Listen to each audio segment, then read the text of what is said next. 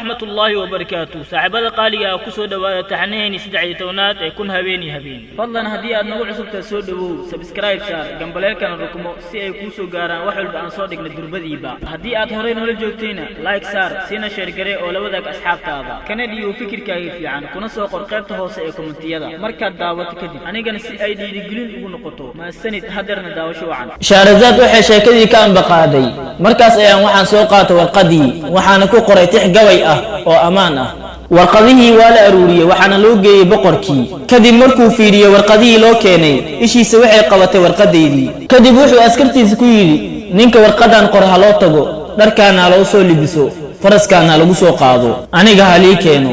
askartii inta ay is-eegeen ay qosleen boqorkii ayaa xanaaqay wuxuuna ku yiri ma intaan amar idin sii ayaad qoslaysaan waliba boqor adigu kuma qoslayna waxaan ku qoslaynaa warqadan qof ma uusan qorin daanyeer ayaa qoray markaas ayuu boqorkii yaabay waxa uu yiri ordo oo dharkan qaada una tagay daanyeerka dharka u soo geliya faraskana ha lagu soo galbiyo kadibna inta dharkii la ii geliyay faraskana lagu soo galbiyay ayaa boqorkii la ii keenay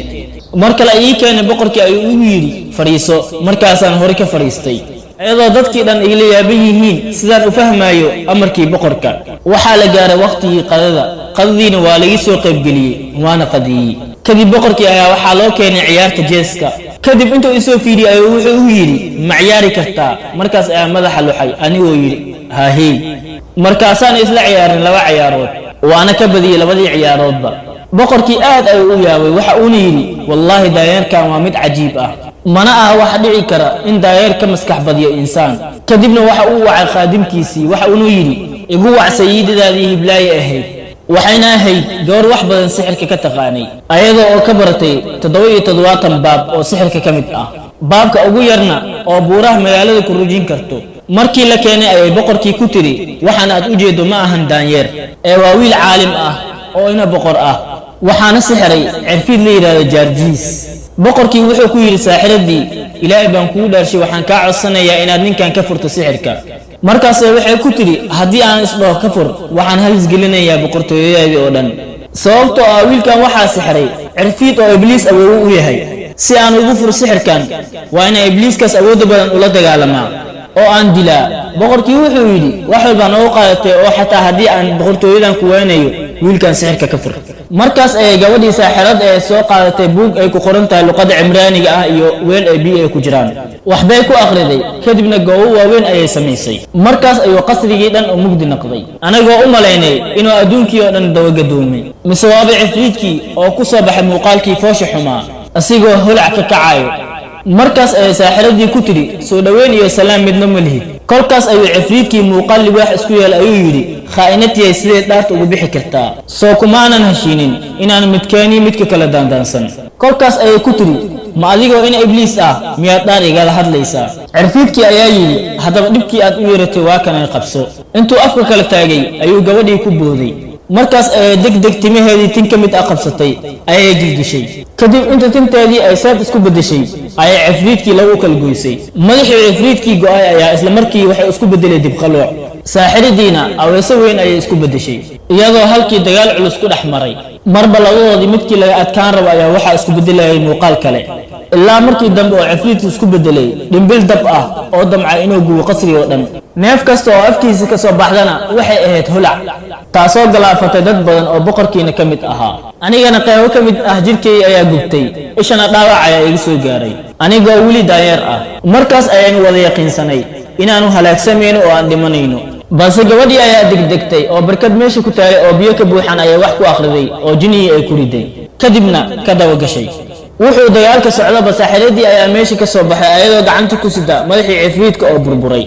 markaas ayaynu takbiirsanay oo aynu faraxnay laakiin nasiib daro saaxiradii ayadoo dhaawac xun qabta ayay meesha ka soo baxday kolkaas ayay waxay u akhriday ayaan qaabkeygii hore ku soo noqday marka laga reebo ishii dhaawac iga soo gaaray oo caadi ku noqon weyday muddo yar kadibna saaxiradii dhaawacii ayay u dhimatay kolkaas ayay dadkii magaalada joogeen tacsi weyn u dhigeen ayadoo oo baroor diiqay dhimashadii ku timid boqorkoodii oo aad ku jeclaayeen iyo saaxiradiisii suuxii dambe ayaa yimid maamulkii ugu sareeyay ee boqortooyadan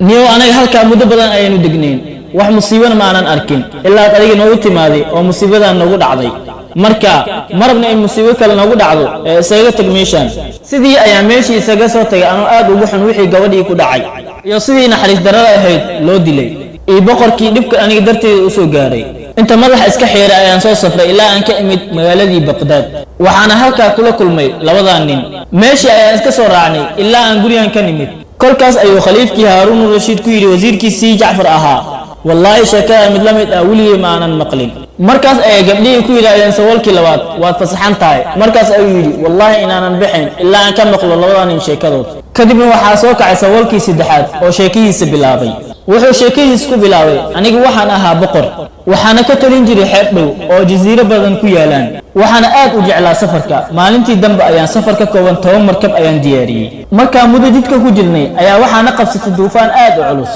kolkaas ayaanu meel xeeb ah degnay intii duufaanta ka degayso anoo halkaa joognay muddo 2 maalmood ah markii duufaantii degtay ayaynu soo baxnay markaa muddo wadada ku soo jirnay ayaynu dareynay in jidkii ka dhumnay kolkaas ayuu kabtankii markabka waday ayuu wuxuu ku yiri ninkii naaduurka ahaa maxaad aragtaa naaduurkii wuxuu ku yiri wallahi wax iga yaabi ayaan arkaa waana wax madow oo wareegsan marba markii ka dambeysana wuu nagu soo dhawaanayaa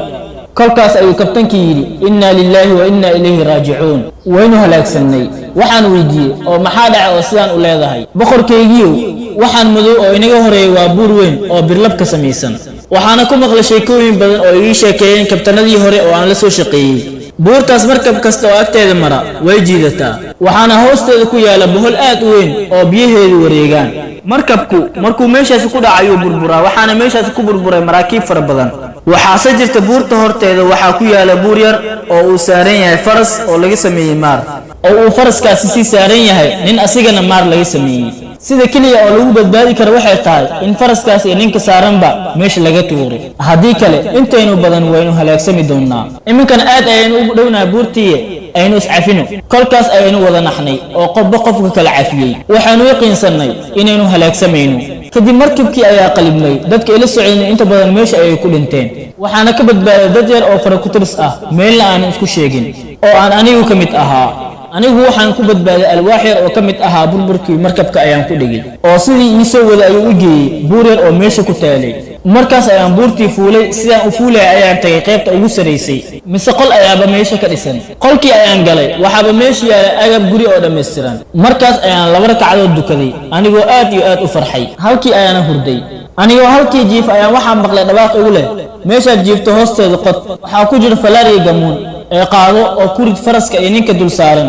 oo buurta horqatama si musiibadan dadka aad ugu badbaadiso markaas ayaan soo kacay oo meeshii qoday kadib waxaan ka soo saaray falaartii waxaan ku tuuray faraskii iyo ninkii saarnaa markay ku dhacday ayay badi hal mar kacday ilaa ay buurtii la ekaatay anigana hirarkii iyo mawjadihii aad ku weynaa ayaa i qaaday ilaa ay igu tuureen meel jasiirad oo aad u yar oo cidla ah markaas ayaan isku yiri markastoo aad musiibo ka badbaado mid kale aad la kulmaysaa anigoo meeshii joogay ayaan waxaan arkay markab oo jasiiradii ku soo socda waxaana ka soo degay 10 nin oo adoomo ahaa waxaana yimaadeen jasiiradii ayagoo dhulkii banaanaa qoday kadibna waxay ku laabteen markabkii markaas ayay ka soo qaadeen raashin fara badan oo cuno iyo cabitaan isku jira ayagoo godkii ku guray kadibna afka ayay ka xireen markabkii ayayna ku laabteen anigoo yaaban ayaan soo baxay meeshii ayaan imid kadibna waan qoday waxaana ii soo baxay albaab markaas ayaan albaabkii galay waxaana ku arkay gudihii beero badan oo meesha ku yaala haddana waxaa arkay faras meesha daaqaya faraskii ayaan fuulay cabaar markaan fuushanaa inta oo sentis igu garaacay ayuu iska keeriday halkaas ayaana isheedii meeshii ku waayey markaas ayaan godkii ka soo baxay waxaan meeshii joogaba waxaan la kulmay dad socoto ah oo meesha marayay waxayna i keeneen magaalada Baqdaad maadaama ay ahayd meeshii ay ku soo wajahanaayeen markii aan imid magaaladii Baqdaad oo aan cidna ka aqoonin ayaan waxaan la kulmay labadan nin waana salaamay halkii aan ka soo raacnay ilaa aan ka nimid gabdhahan gurigooda sheekadeeduna anigu waa taas kolkaas ayay gabdhihii yiraahdeen waad fasaxan tahay waadna bixi kartaa sidii kuwii hore ayuu asna yiri bixi maayo ilaa aan ka maqlo dadkan kala sheekadooda kolkaas ayay gabdhihii ku yiraahdeen khaliifkii iyo labadii nin la socday idinkoon sheekadiinu maxay tahay Jacfar ayaa yiri anagu niman socoto ah ayaynu nahay wax kalena ma jiraan gabdhihii ayaa ku yiri waad fasaxan tihiin waadna bixi kartaan markaas ay dhamaantood soo wada bixeen cabaar markay socdeen ayuu khaliifkii ku yiri sawaladii xagee hadda aadaysaan waxay ku jawaabeen ma garanayno markaas ayuu khaliifkii ku yiri Jacfar orod oo kaxay meel ay seexdaan nasiib britani ikeen si aan arintooda ku xaliyo sidii ayuuna Jacfar ku waday haweenkaas oo dhanna khaliifkii caadilka ah ee Haaruun Rashiid waa uu fikirayay markii wixii la gaaray ayuu wax Jacfar wuxuuna ku yiri ii keen 3 nin sabool iyo 3 gabdhood iyo labadii ayba markaas ayuu Jacfar baxay oo dhamaantood soo wada kaxeeyay khaliifkiina hor keenay markii gabdhihii arkeen oo ay ogaadeen inuu ninkan yahay khaliifkii Haarun Rashiid aad ay u yaabeen kolkaas ayaa Jacfar wuxuu yiri khaliifku wuxuu doonayaa inuu ogaado xaalkiina iyo xaalka labadan iyo wax kasta oo gurigaas ka socdo anaga maadaama aan xalay gurigiina shuruud ku joognay idinku maana xad gudbin laakiin saaka waxaad hor joogtiin khaliifkii shanaad ee dawladda Cabaasiyiinta ahna amiirka mu'miniinta waxaan run ahayna kuma badbaadaysaan kolkii gabdhihii ay hadalkii maqleen ayaa gabadhii koowaad hadalkii ku bilowday waxaad ogaataa amiirul mu'miniin inay soo martay qis cajiib ah xitaa haddii lagu qoro cirbad oo cibro u noqonayso kuwa cibro qaata waxaad ogaataa in gabdhahani walaalahay yihiin waxaynu nahay isku aabo wuxuuna aabahaynu lahaa hanti badan kadibna wuu geeriyooday markaas ayaynu dhaxalkii si siman u kala qaybsanay kadib labadii gabdhood oo walaalahay ahaa way guursadeen ayagoo nimankoodii safar la galay muddo markay maqnaayeen ayay ii yimaadeen ayagoo aad u murugaysan aadna u walwalsan waan waraystay waxayna ii sheegeen in nimankoodii khiyaameeyeen wixii xoolo ay haysteenna ay ka furteen kolkaas ayaan aad ugu murugooday waana soo dhaweeyay waana sharfay waxaana u sheegay in nimanka waqtigan jira aan la isku haleyn karin nin fiicanna oo dhif iyo naadir ba yahay kadib markaan in muddo ah isla joogna ayaan go'aansaday inaan safar ganacsi ku aado magaalada Basra waxaana diyaariyay markab weyn anigoo lacagteeda u kala qaybiyay 2 qaybood mid aan ku safray iyo mid aan keed dhigtay kadibna waxaan u wacay gabdhihii walaalahayga ahaa waxaan ku yiri haddaad rabtaan waad iraaci kartaan haddaad rabtaanna waad iska joogi kartaan ikhtiyaarka idinka leh markaas ay igu yiraahdeen marnaba kama harayna ee waa ku raacaynaa halkaas ayaynu ku soo safarnay markaan muddo maalmo ah jidka ku soo jirnay ayaa waxa ay yimid naaqoodihii markabka wuxuuna ii sheegay in dabeelo daran wadadii naga leexiyeen oo aan badii aan naqaanay ka lumnay isla markaana bad aan la aqoonin dhaxgalnay kadib waxay daweeshna wadaba waxayna keentay meel jasiirad ah oo aad u qurux badan oo aad cajiib u ah waynu soo degnay waxaynu soo galnay jasiiradii oo dadkii ku noolaa ay wada nasakmeen qof dhaqaaqayana oo san jirin aad ayaan ula yaabay waxaana ku kala firxannay jasiiradii si aan arintan yaab kale u aragno anigu cabaar markaa meesha ku wareegay ayaan waxa arkay qasrigii oo lagu talinayay jasiiradda oo dahab ka wada samaysan waan soo baxay albaabkii ayaanu furay mise waaba cajabkiisa waxaan arkay qasri aad quruxiisa aad la yaabayso darbiyadiisa waxaa lagu xardhay dahab iyo qalin gudihiisa waxaad ka helaysaa nooc kasta oo dhagaxaanta ifaya ah sida luulka diamondka yaquudka iyo wixii la mid ah waxaana meesha ku yaalay hool aad u weyn waxaana dhex yaalay kursigii boqorka oo laga sameeyay luul iyo diamond xariirna lagu xardhay waxaana ku fadhiya nin watay taaj aad u qurux badan ninkaas oo aan ku qiyaasay inuu yahay boqorkii qasriga waxaana agtiisa fadhiyay gabar aad u libisan ayadana ay xiran tahay taaj aad u qurux badan aadna ka dareemayso inay boqorad tahay hareerahoodiina waxaa ku wareegsanaa ciidan ku hubaysan seefaf dahab laga sameeyay aniga oo qasrigii ku wareegaysanaya ayaa markii dambe waxaan arkay iftiin oo meel ka soo baxaya dhankii iftiinka ayaan aaday wuxuuna ahaa shamac shidan waxaana is iri shamacaan qofkii shiday meel fog ma jiro waxaana gudagalay raadintiisii balse intaan raadinaya ayaan qasrigii ku dhex lumay